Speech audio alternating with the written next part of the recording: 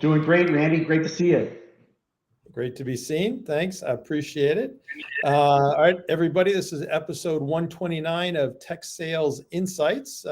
Really excited to have Steve Hersh. I say Hersh Hershkowitz on CRO of Virtana. So he's, we didn't figure out before when we were prepping how many years, but probably, I don't know, I'm going to guess 15 years.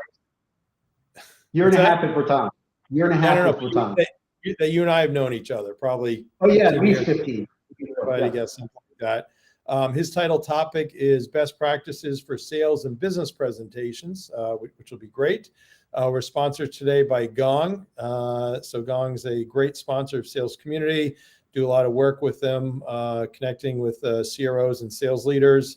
They're probably best known for revenue intelligence, but now are expanding over to the sales engagement enablement side and also forecasting. Will definitely be one of the go forward leaders in the, I guess call it RevOps sales tech stack space going forward. And Steve is a customer and likes Gong, so it's a great tie in there. For those that are members of Sales Community, thanks. For those that are not, Tucker will put up a free link you can use, salescommunity.com/springfree. So thanks for doing that. And we have Tucker, as always, behind the scenes here helping out. So couldn't do this without Tucker. So thank you so much, Tucker. So getting on with Steve, he lives in Fort Lauderdale, so wonderful Florida. And he is not new to Florida like I am or was, but it's been there for a long time. And interests besides work and family are golf, sports, including the Miami Heat. Unfortunately, they took it to the Celtics, but then didn't quite pull it off over Denver, and also fishing. I guess everybody in Fort Lauderdale must be golf and fishing, right? That's right. Something like that. So as I said, so known Steve for a while. We overlapped at HP, and then afterwards we were able to work together. But he's definitely relationship centric, great go-to-market, great sales, great leader, great recruiter, great retainer. And this episode, I think, will shine through with lots of his great attributes. Also have some intros from some other folks that know you well. Ron Sege, your CEO, says, I worked with Steve for more than a decade at 3 different companies. He's a customer-first, process-oriented, driven sales executive with a never-say-die attitude. He's my go-to when I need to accelerate or rebuild a go-to-market motion. So that's pretty cool. I'll send it to you, and you can frame it. Peter Quirk, who you worked with at HP, and I worked out with this morning by chance, says one of the best running full sales cycles, soup to nuts. Great with relationships. Amazed how much John Chambers loves Steve. At HP, he was able to grow the Pensando sales significantly in spite of a challenging sales culture. And Pete says Steve was likely a key reason for AMD buying Pensando for over $1.9 billion. Yes, that's with a B. Dan Belanger, from HP days and currently at AWS, says Steve is a great example of what experience combined with a startup sense of urgency looks like. He's customer obsessed, a lifelong learner who builds executable strategies to deliver results. So how's that for pumping your ego for the day? I'm humbled. I really am. So thank you to my good friends and colleagues for those comments. That's awesome. So if we jump into questions here. So always like to ask the first job after college. So you went to Community College of the Air Force. So what was your first job? What was your major there? Because presumably it'd be something tied in on the Air Force side, and then your first job. Yeah, it was mainly around ground support. I was in a fighter weapons wing when I was in the Air Force and supported F-15s, F-16s. Part of the Thunderbirds organization at Nellis Air Force Base in Las Vegas for a while. So I got a lot of experience doing that in the Community College of the Air Force. Learned a lot about engineering, and quite honestly, Randy, a lot of that technical capability, learning about how systems work, how things work together, fuel controls, hydraulics, pneumatics. All well positioned me to get into the IT business in the early 90s and thrive. And so my first job, was really working for a company based in Atlanta. They're still in business today, called Automated Systems Design. And I started out selling communications cabling systems to large enterprise customers. But what was different about those times than it is today is that I had to design those systems. I had to design the networks behind those systems. and I had to go gain a commitment from customers and close deals to drive profit and margin. So it was good experience, good boots on the ground, and it helped me sort of evolve my career as I got into working for some of the manufacturing companies. Oh, awesome. So maybe kind of quickly just take us through your career from there. Sure. So the first manufacturer that I worked for in this industry was Xiplex Networks. And for those of you who have been around a while, it was a company based in Massachusetts that sold and manufactured multi-protocol terminal servers. And that experience, they also had some networking capability in that, led me into Cisco back in the mid-90s, the 1995 timeframe, where I started out as an account manager in the Southeast, one of the first, and then later went on to become the people manager and ultimately ran all of Florida for a while, and then a couple of stints at Cisco, ran the Southeast as well. So learned to sell in a highly competitive environment where results mattered and that you had to be accountable to deliver and make the commitments that you put forward. And it was a really good way to orient myself to this industry and over time learn more. So that's where I kind of got going. And then from Cisco, I did a short stint at Avaya, selling large-scale enterprise contact centers when IP voice first became a reality and customers were moving off of TDM. I found my way into 3Com through that role and worked for one of my mentors, a guy by the name of Ron Sege, who's also the board chair at Virtana. We built that business and sold it to HP back in early 2010 for about $3.1 billion. I was on the senior leadership team there, stayed in the company for a while at HP, and that's where you and I met, right? You were running, right. I think it was the Americas at the time. Yep. And I ran networking. I took the job of the East, working for the guy that ran the whole country. And so, from there, I made a stint back to Cisco.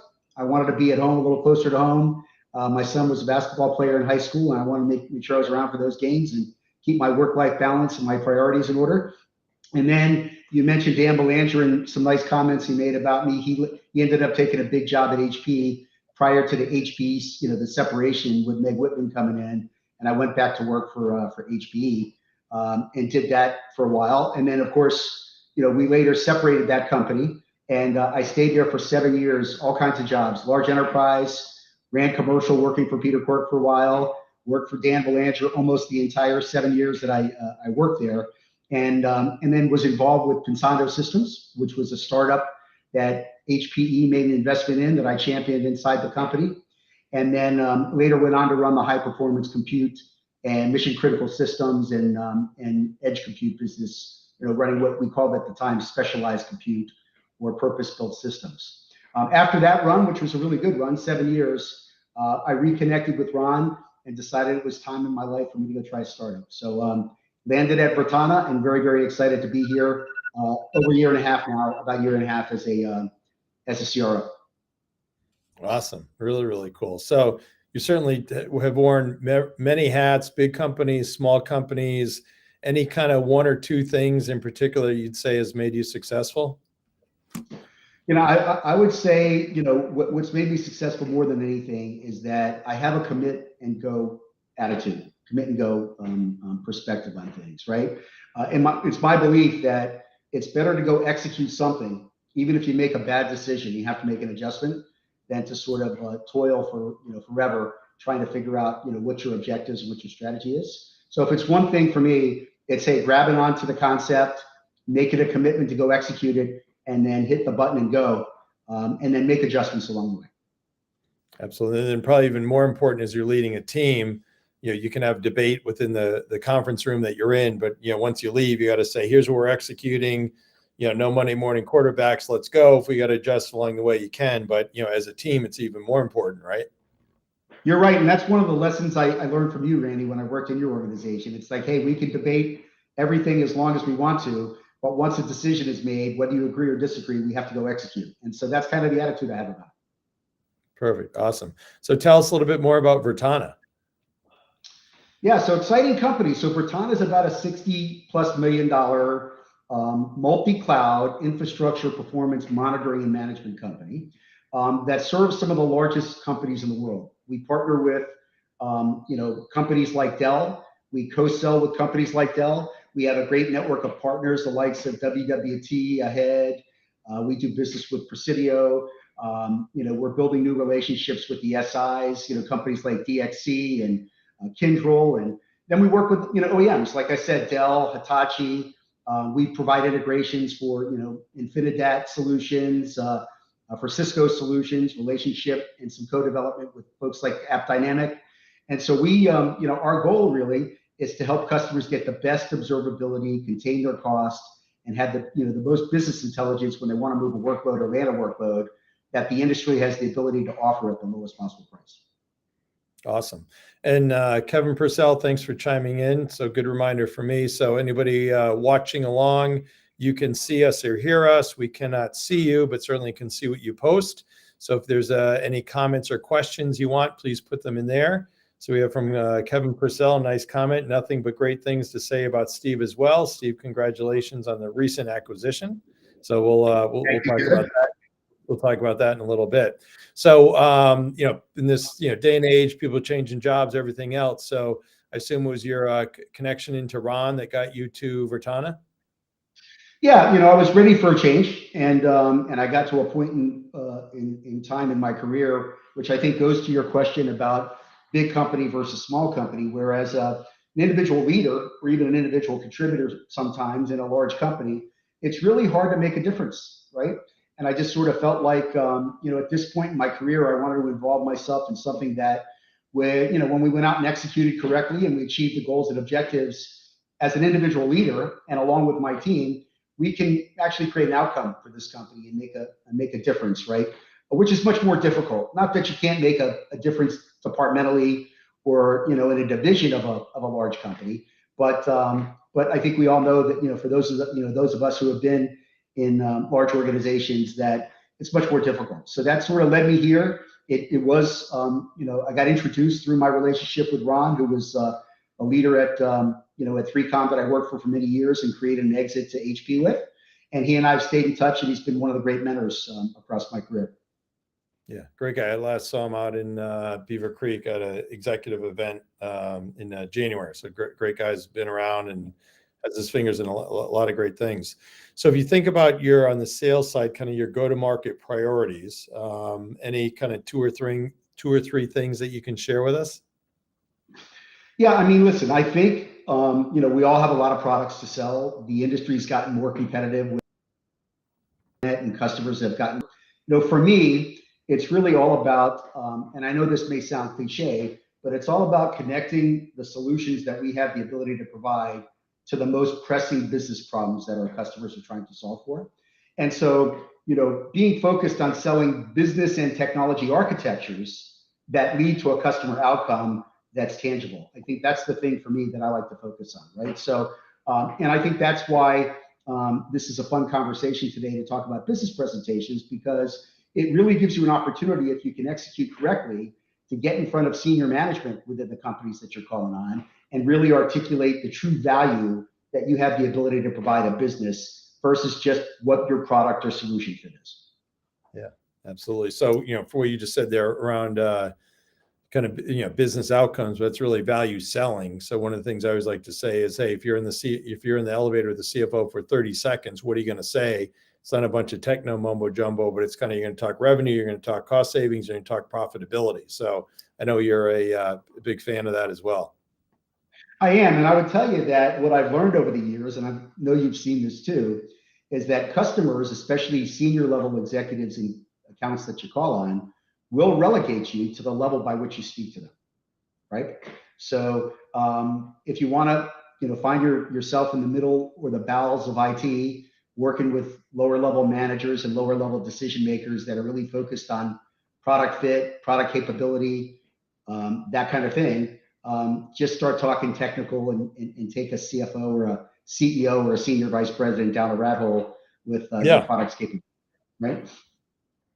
Yeah, absolutely. Well said. You get relegated to the, I guess the way you speak, for sure. And then what about from I don't know what you're allowed to say in terms of the kind of competitive perspective or your competition? So look, we play in a lot of different areas at Virtana, right? We have infrastructure performance monitoring on-prem, SaaS-based infrastructure performance monitoring. We have cloud cost optimization capability. We have workload placement capability. And I saw Kevin Purcell, thank you, Kevin, just mentioned a recent acquisition that we closed on last week, which is all about open source observability and collection and Kubernetes for cloud native environments, both on-prem and in the public cloud.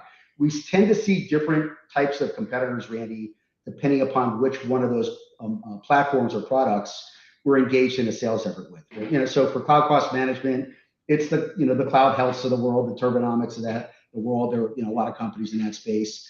For infrastructure performance monitoring, we run into Dynatrace, Flexera, those kind of guys, but we are the gold standard in that space. Make no mistake about it. In our cloud-based solution, we see folks like New Relic and, you know, Datadog and a lot of the new world players, you know, that have built upon some proprietary architectures that we're looking to tee it up, you know, as we start to sell and promote more open source capability.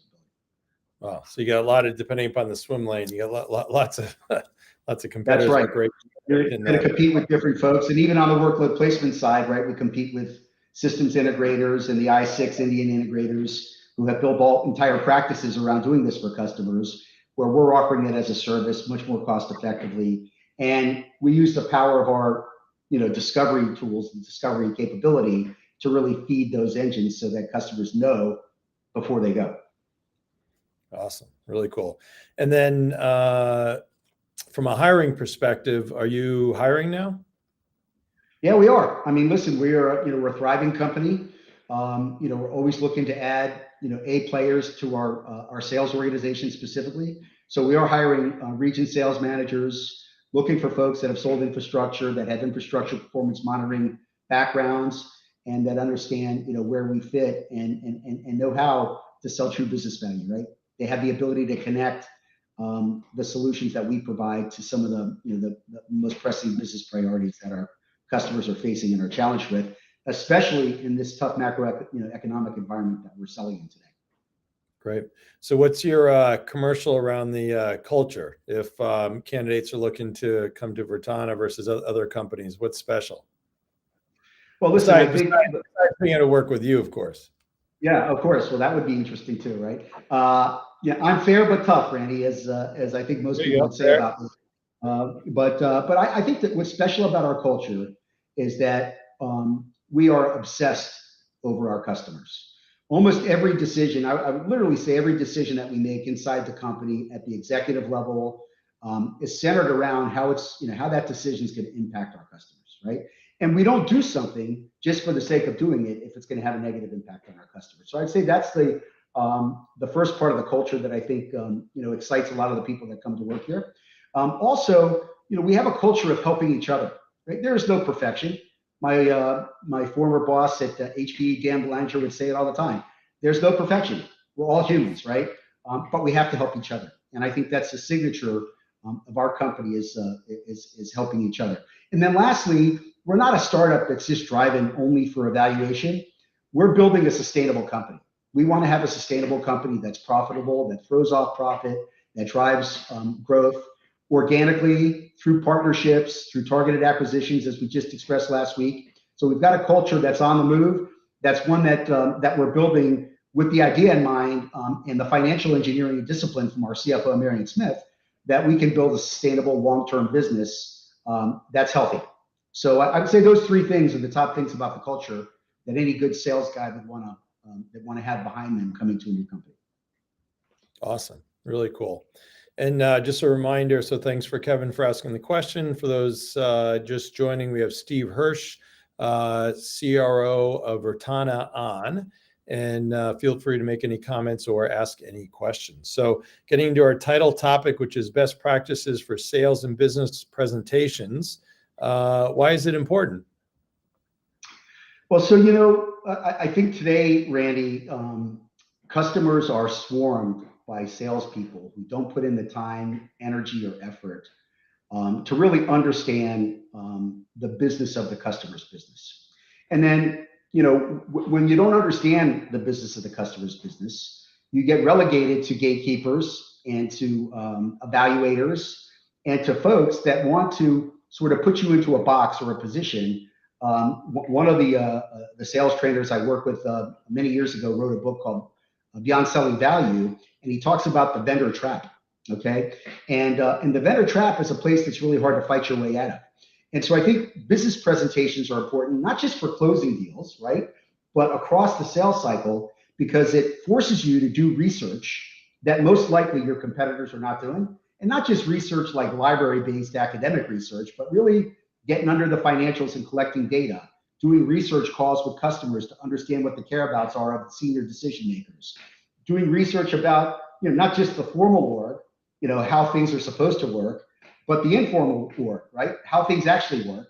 And then what happens after work, right? Those networks, like if anybody wanted to make a call on some of the people that you're calling on, they probably should know who you went to the Super Bowl with or who you went to the Masters with, because likely those relationships are pretty cemented. So what it does is it gives you an opportunity to bring forward a very insightful, polished, and powerful business value proposition so that you can position your company as a strategic resource to a customer or prospect, either expanding or selling in the new, versus a vendor that gets stuck in a vendor trap and is always fighting to try and sell value based upon price.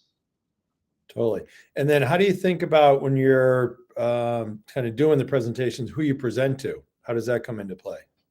So, listen, it really depends upon what your objective of the presentation is, right? Many times across my career, when I presented to a senior level person just to prove the business fit of our company before I investigated the time or energy in trying to sell my product fit, right? So if you're presenting to just really establish fit and get a seat at the adults table, if you will, it might be different than if you're presenting to close a deal, where you really want to make sure that you have that senior level executive decision maker in the room. And so, when I think about decision makers, a lot of people have this debate about, do committees make decisions in large organizations, or is it people? In my experience, there's generally a single decision maker in every one of the opportunities we're all working on. And he's the guy or the gal that can say yes when everybody else says no. And he's the guy or the gal that can say no when everybody else says yes. And I think it's important, especially if you're trying to advance the ball in an existing account or to close a deal, that you get in front of that person, you prove the business fit before you prove the product or technology fit, and you present. And I'll say this, Randy, and I tell this to my team all the time: the power of presentation trumps a chat or a discussion every time. Every time. Absolutely. Well, done right, a presentation really also is a discussion, correct? So it's kind It of is a discussion, but I'm saying, you know what, many times I've had reps say, hey, we're going to go meet with the senior executive. We're trying to gain a commitment to take an order down, and we're going to go have a chat, right? In my mind, I think it's very important to go in a more structured approach, set up the fact that you want to deliver a business presentation, do the research ahead of time, test your presentation with your coaches and your champions in the account. Yep. And then when you get the opportunity to present, it's a serious business presentation where you're articulating the business fit before the technology fit, and then you can lead into the solution fit once you've proven that. Absolutely. And then what other things do you think about in terms of that preparation? You've already touched on a couple things. Yeah, I think it's important that, again, going back to the org chart, to really understand the difference between how things are supposed to work organizationally and then how things actually work, right? And so, you may call on people that have high title but low influence within an organization. Conversely, low title but high influence within an organization. So once you understand the levels of influence, you can set your guns on making sure you present to the right person.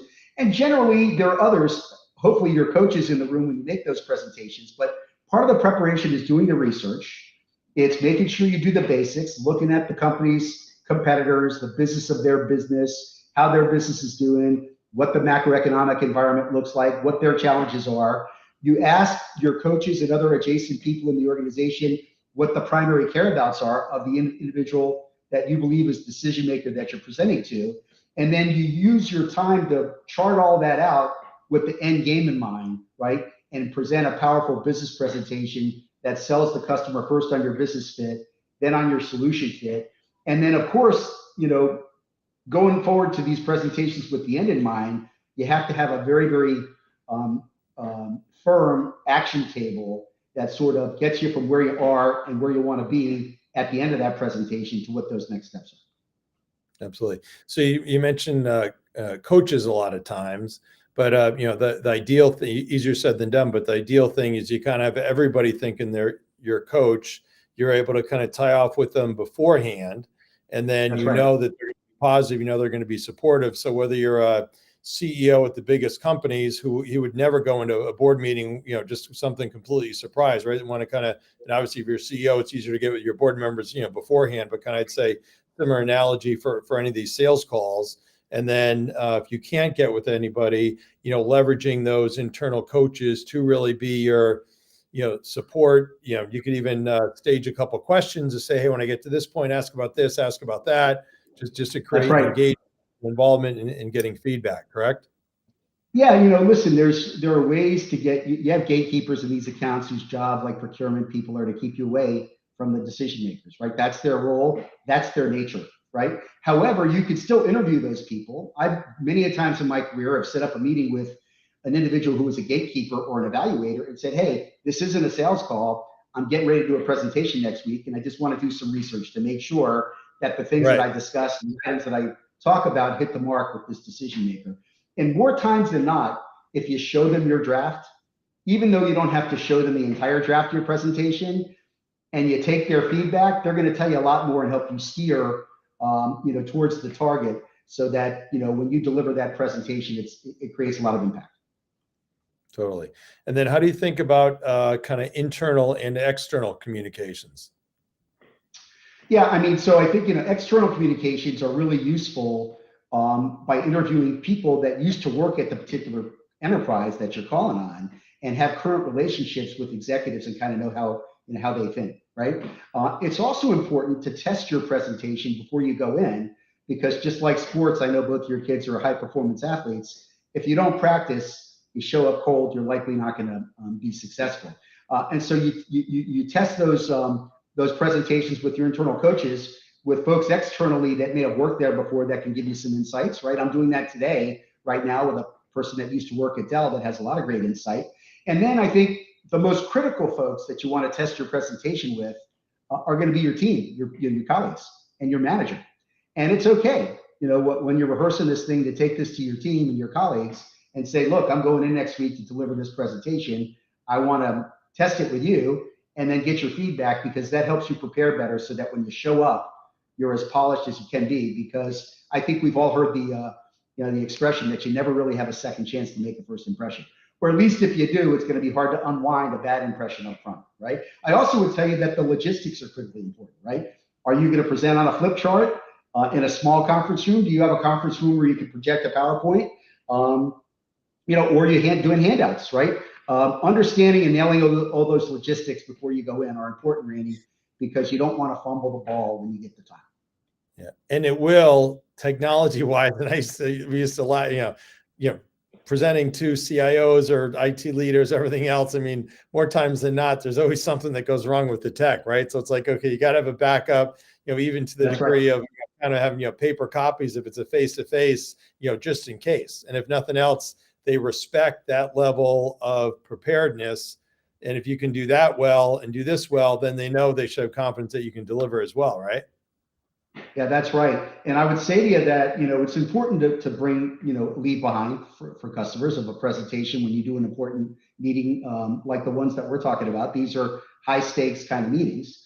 My advice, though, and I've had this happen before, is to not hand them out until after the presentation. So that way, because bullets without context, right, are not going to really get the message across, because a lot of it's delivery, right? You've done your research, you've had a lot of communications internally and externally, and now's your time to show up. It's about you having confidence, having a rhythm, and delivering.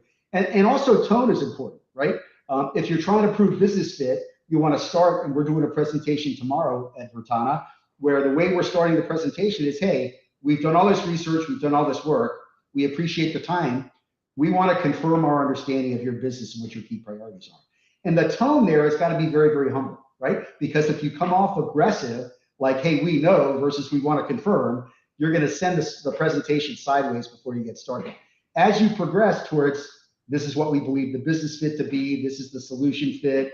This is our understanding of some of the other things going on, in your environment from an economic perspective. You can sort of get a little bit more aggressive and lean in. But tone also plays an important part in delivering these presentations. Yeah, absolutely. And then, so you do all the preparation, you get everything ready, do your homework, you get with your coaches. Okay, now actual presentation day. That's right. Well, I mean, you have to do the logistics. You have to, get everything ready. But I would say a day or two before you go in, you want to confirm, number one, with whoever helped you set this up, that you do have a conference room. And it's you'll be able to shoot a PowerPoint on the wall or use a flip chart and what the logistics are. You want to send pre-meeting, and you want it to be positioned more as an event than a presentation, because let's just be honest, we've got to have a little bit of empathy for senior executives that we call on who spend 80-90% of their time in meetings getting presentations done, and they're they're just worn out from it, right? So the idea here is to position your presentation as something that's different, as an event.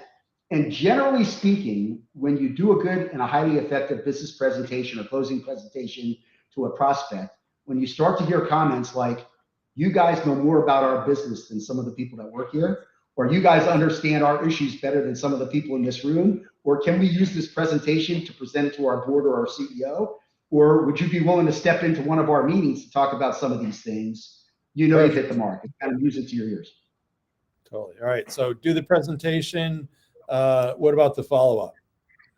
Well, yeah. So at the end of every presentation, whether it's a business presentation or closing presentation, or just a presentation for you to try and expand your footprint or relationship, you have to have a very, very effective follow-up in an assumptive timetable.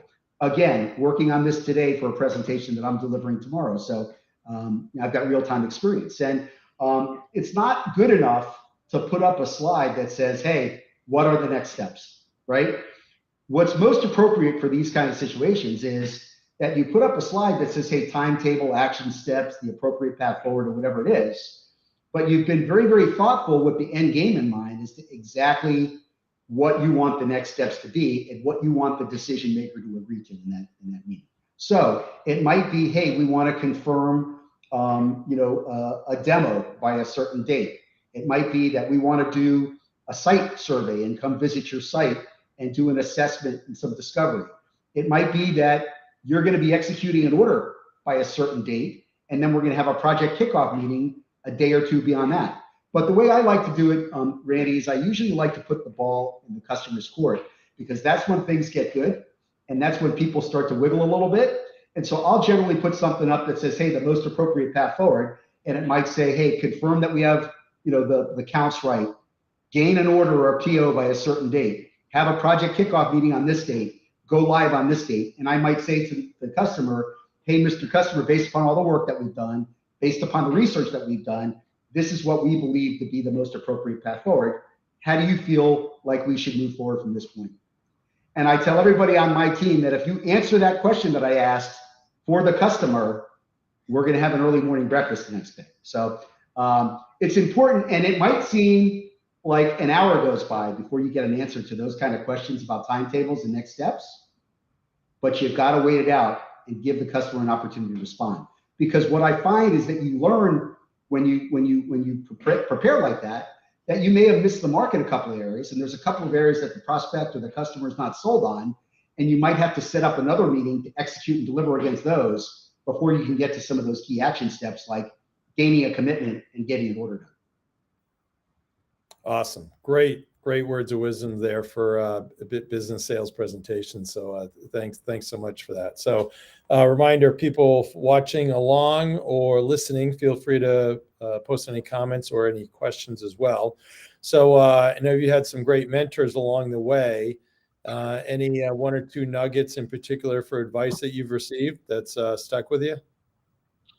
Yeah, I mean, I would say that one of the most important items that I've received, and it's from our current board chair, Ron, who you know pretty well, is that we have to pay attention to what's going on in the world around us. If we live in a vacuum and we're not focused on the macroeconomic environment, and innovation that's happening around you, you can get left behind in this industry pretty quickly. So, for example, in our business, we provide really, really good solutions, but we've had to transition the way that we sell in those solutions from being reactive to more proactive, right? So reactive is, hey, Rome was burning, the roof was on fire, you're a big airline and you can't fly and take reservations. We're going to come in and help you solve that problem.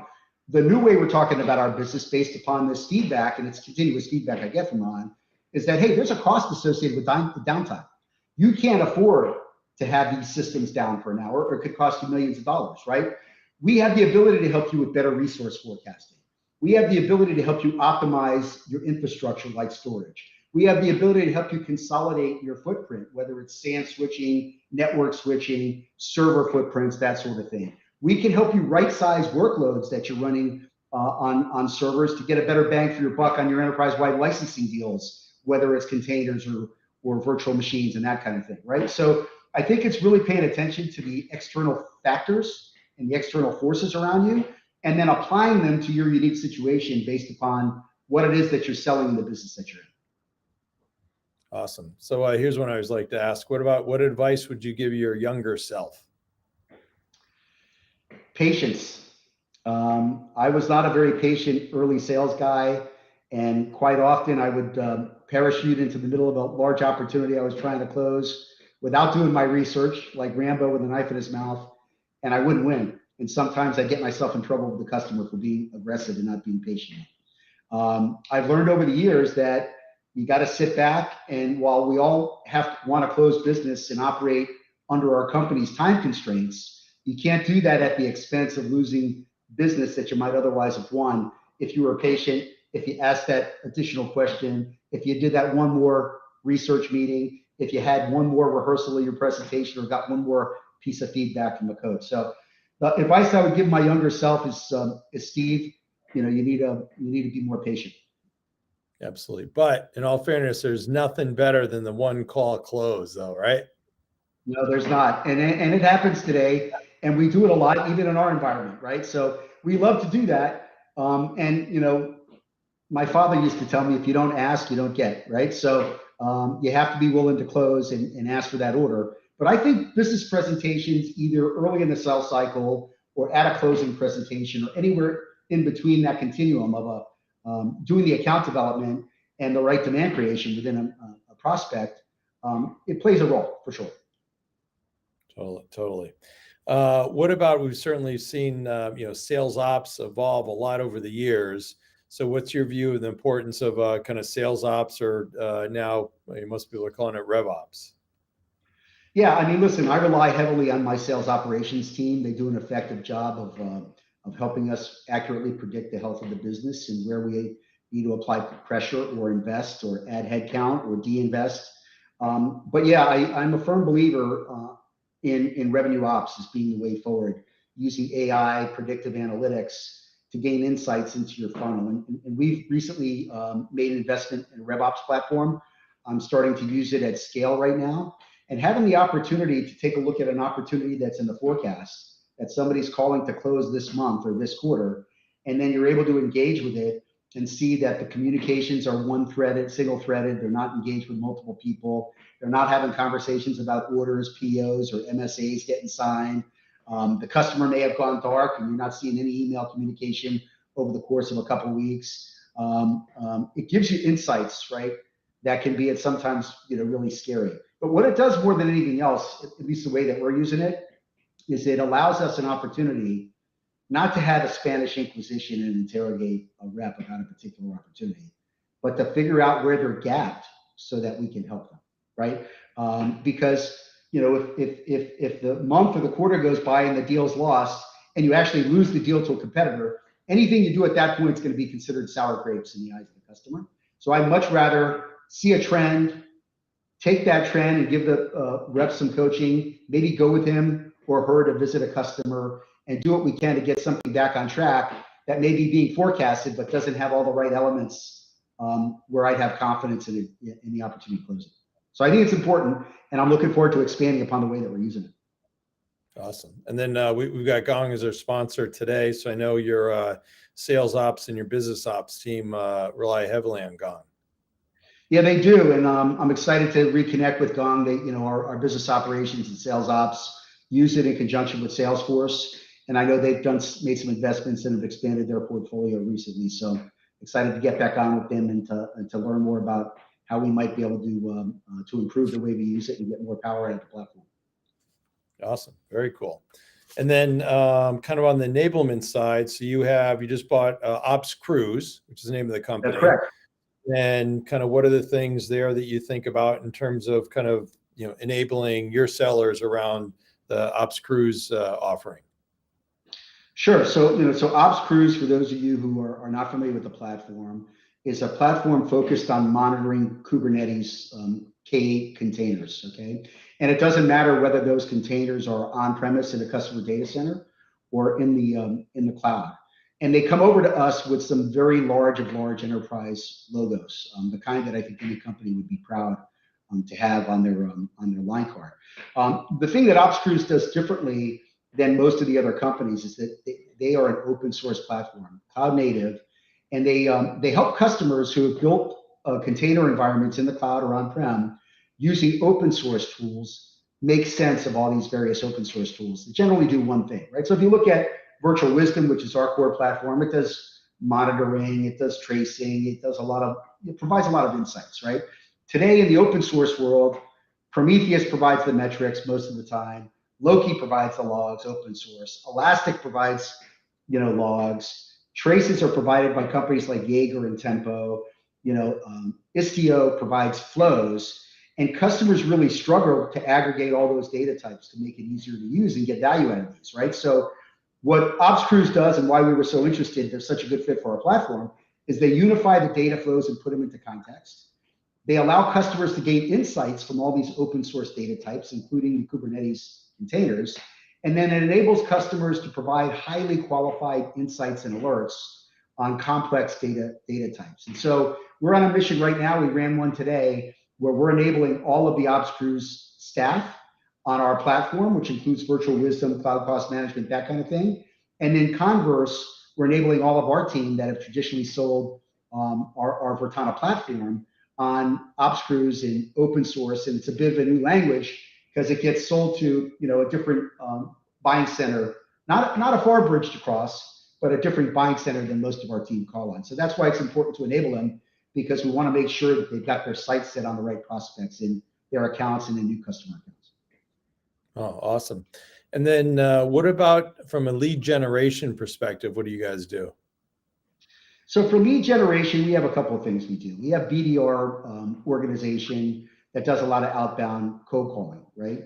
And we try to qualify looking at keywords and things that customers are searching on that might be around observability or monitoring or cloud cost, reduction or optimization or that kind of thing. So that's one source, and those get funneled in.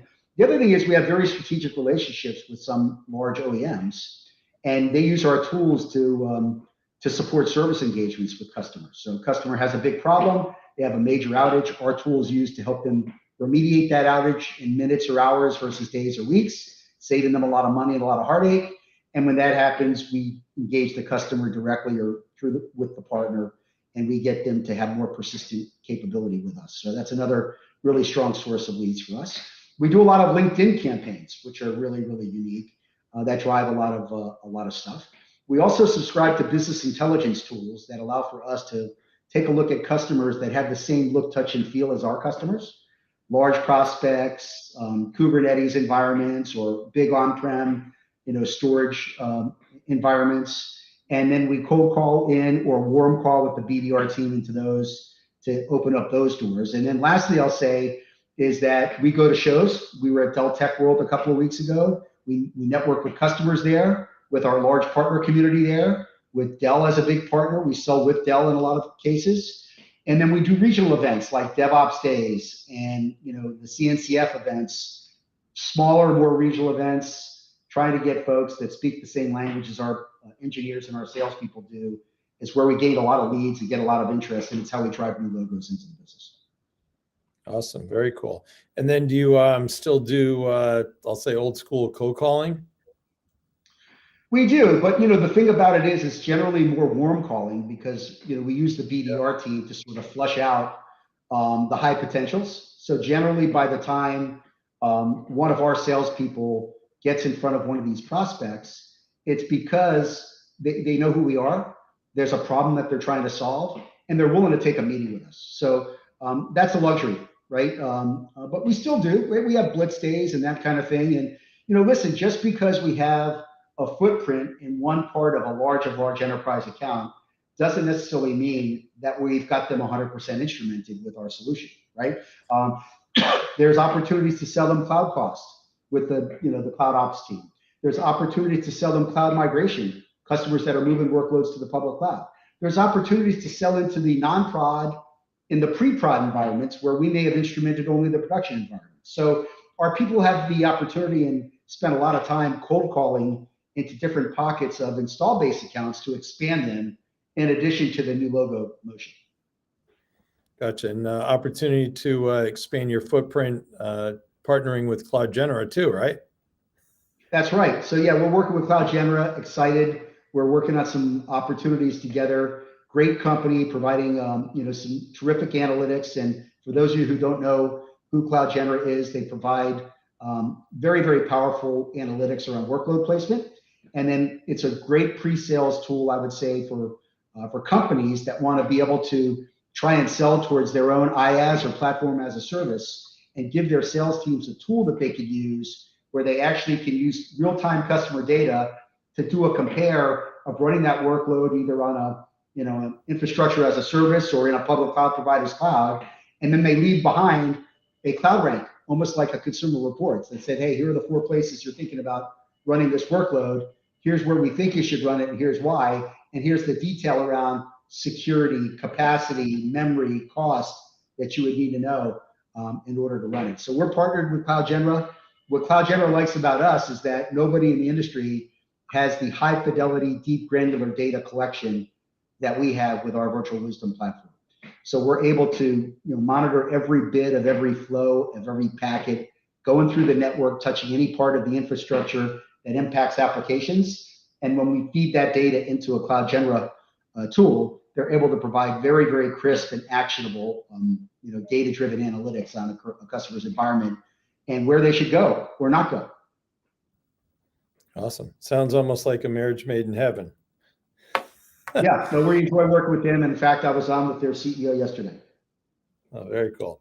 And then moving on the sales methodology front, you guys are using MEDPIC, correct? That's right. We implemented it recently. We've got a large group of people, cross-functional, not just sales, so that we can all speak the same language, going through MEDPIC training right now. We're using Andy White in his ultimate guide to MEDPIC, which has been powerful. I've sat through some of the training. I've also read his book. But listen, along with RevOps, right, having a consistent deal. I mean, whatever sales methodology you use, from challenger selling to Miller Hyman to impacts to we've all seen in target account selling, you ultimately have to have a deal qualification process that sits underneath it, along with a presentation process like the one you and I have been talking about. If you're going to really have a sense of being able to understand where you stand in an opportunity and how you can help coach a rep, right? You got to understand the metrics by which a customer is going to make a decision. You got to understand who the economic buyer is. You have to understand what the decision criteria and the decision process is. You have to understand what the paper process is. I had that last quarter, large deal we were chasing, got stuck in the PO process. We had a slip on it. Shouldn't have happened, but shame on us for not doing more digging in that area ahead of time. And I think that things like MEDPIC will help us catch that earlier in the environment. And then I think most important part about MEDPIC that I like, in addition to understanding the competitors, is being able to implicate the pain on a customer, right? So being able to help the customer understand that if it's business as usual and they don't take action, there is a compelling event or a compelling pain that they're going to experience that won't go away unless they take action with us or somebody else. And so I like the process. I like what I've learned so far. By no way am I an expert, but I'm starting to see my team use their language and the language of MEDPIC in updates to me as we go through our reviews and our QBRs. We're weaving it more and more into the foundation of how we sell. And I think over time it's going to be cemented into the dye and the fabric of our organization, but it takes a little bit of time. Awesome. Really cool. What about any CEO leaders that you respect? Yeah, I think, obviously Ron, who's our board chair, I respect him a lot. I learned a lot about, running businesses from him and running P&Ls and general management and turning companies around, quite honestly, because we've done that a couple of times together. I have a lot of respect for John Chambers. I had the pleasure of working for John when I was a young sales guy at Cisco back in the 90s and doing a lot of sales calls with him and picking him up at the airport and running him around town to customers and presenting to a lot of customers with him. And I learned a lot through that process. And I learned a lot, when I re-engaged with him, on my second tour of duty at Cisco, and then later through HP's investment in Pensando, where I owned the responsibility to make that work and to collaborate between our companies. And I think the thing I respect most about him is that he takes none of the credit and all of the blame. When things are really, really going well, you'll hear him talk about the people around him that executed correctly to create that environment. And when there's wind in his face and things aren't going so well, he's not the first person that's going to turn and blame everybody else. He's going to own that himself and say, hey, I could have done a better job. We'll learn from it.